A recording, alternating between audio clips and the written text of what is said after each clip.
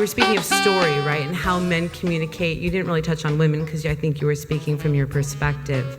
And a lot of us, I'm sure there is the Netflix and chill, but I think there's a good portion of us that are actually trying to figure out, how do I connect through these apps? And that it's not online dating, right? You're not dating online. They're like, okay, I want to get offline. I do want to meet someone. And it just seems like you were navigating this insecure world of showing up passively, afraid to show yourself authentically. And then Rabbi, you were speaking to the depth and the giving, right? And you give kind of what you get, essentially. So I was wondering, since you are so deeply tied to the creation of all of this, how would you advise us to navigate things, not from the story world, but from what we can create as a possibility?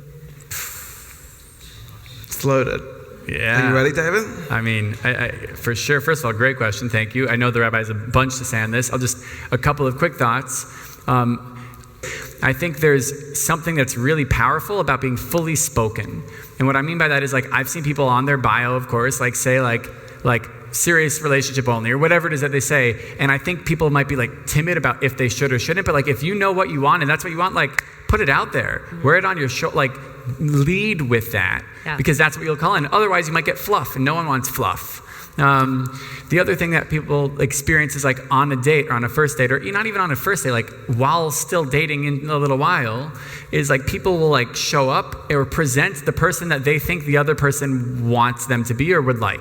Yeah. And so they're not being themselves or fully tapped into their core authentic selves or in truth.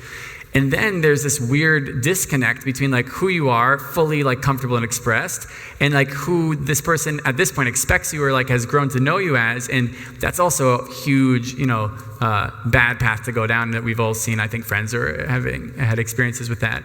So for me, it's mostly about clearing space, showing up fully and vulnerably. Because if you show up with armor, big risk, big reward, I guess. The only way to fully get big love is to jump in. So show up fully, create space, and show up authentically as who you are, whatever that means, and be bold in that experience. And I think be clear.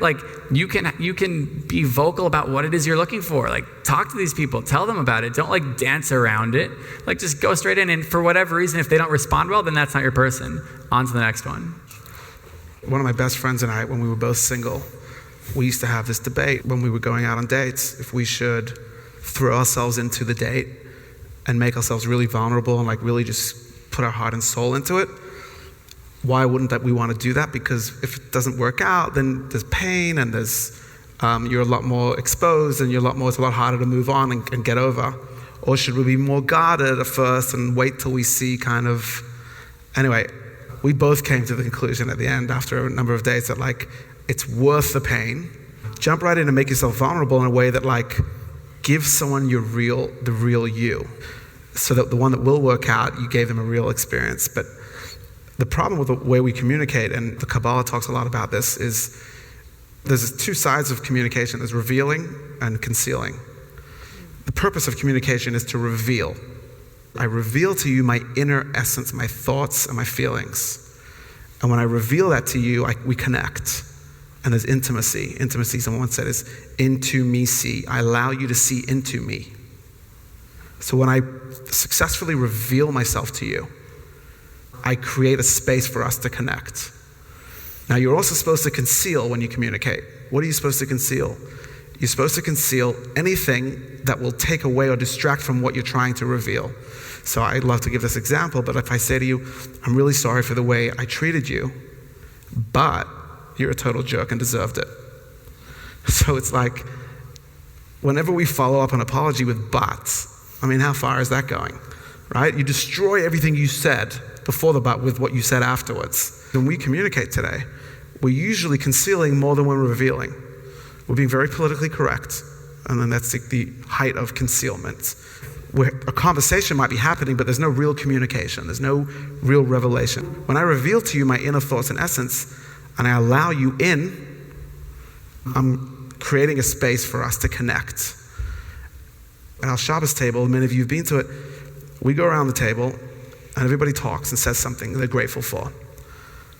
And I always point out to my wife that she happens to be great at like opening the floor and sharing and being vulnerable.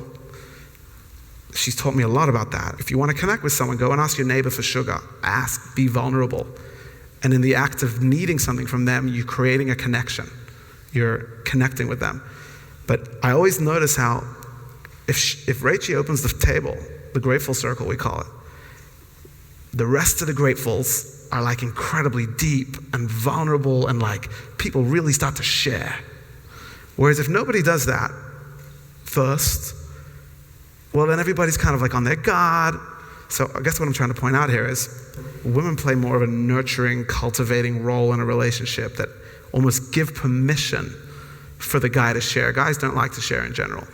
But when there's like a space, a nurturing space that opens up on a platform where like, if you share first, all of a sudden you give the guy permission to like, I say permission, meaning you make him comfortable or feel comfortable doing the same.